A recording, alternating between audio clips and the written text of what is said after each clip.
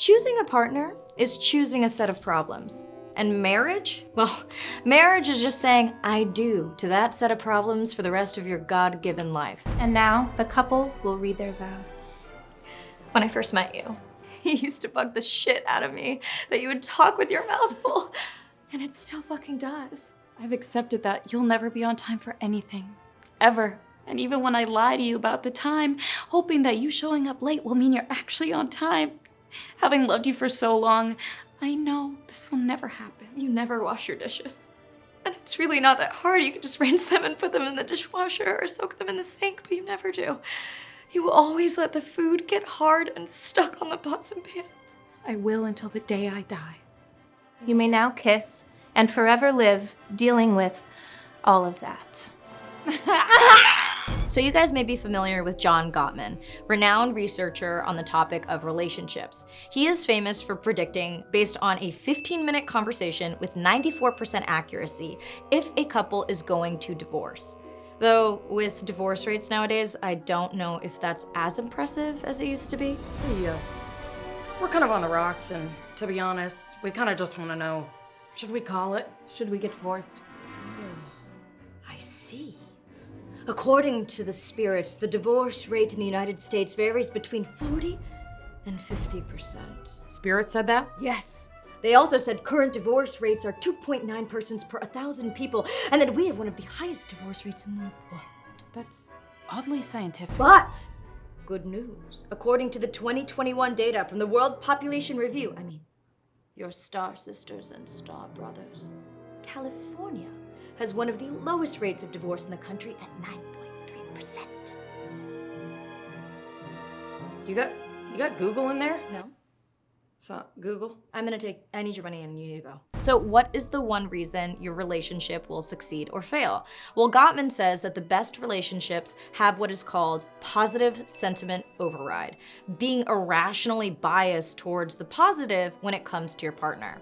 If they do something negative, you see it as fleeting and situational. They must be having a bad day. But when they do something positive, that's just reinforcement because that is who they are. In bad relationships headed straight for the guillotine, the opposite is true. Negative sentiment override. You expect the worst, everything they do is wrong, and it's just a reinforcement of your existing belief. And even the good things that they do can be seen in a bad light. When your partner screws up, that's who they are. In bad relationships, the four horsemen are also overwhelmingly present: criticism, contempt, defensiveness, and stonewalling. And if there's a lot of contempt, whew, boy, call the time of death now. It's not that freaking hard to remember my mother's name. That we're losing them. Inject 3 cc's of a joke to diffuse the tension. You know what? It would be really easy to remember your mom's name if her name was Bitchface. It's not working. The criticism is resisting. I hate you. I can't do this anymore. I hate Stop the you. defibrillator. We're over.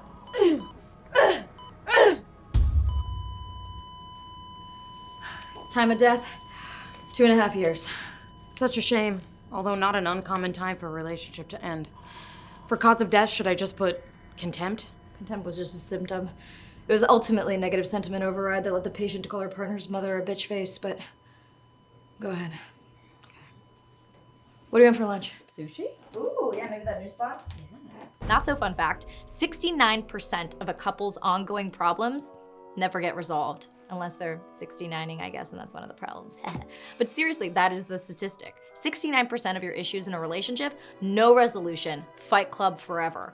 Since you're not gonna solve an overwhelming majority of your issues, Gottman says that the most important thing is how you approach not solving the problem.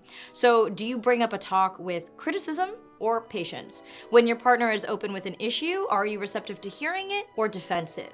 If you or your partner are having a bad day, are you able to table the conversation until you're both in a better mood? And most importantly, are you practicing positive sentiment override?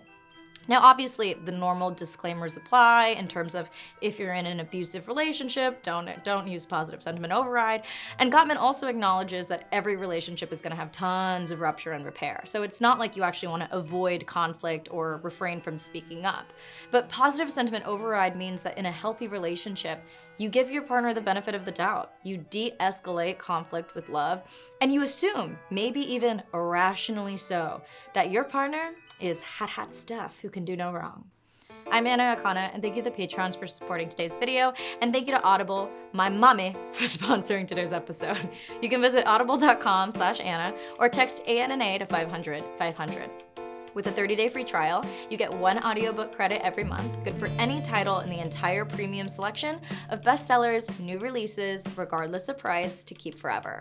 You also get full access to the Plus catalog, and you can listen to thousands of included titles. I've been listening to Why Marriages Succeed or Fail and How You Can Make Yours Last by John Gottman, because you guys know I love diving into the psychology and science of relationships, and I am a hoe for stats, and I would like to be married someday, so hopefully I can read all these books and make it last. What can I say? You can listen to Why Marriages Succeed or Fail and How You Can Make Yours Last and more by going to audible.com/Anna or by texting ANNA to 500-500. Marry me.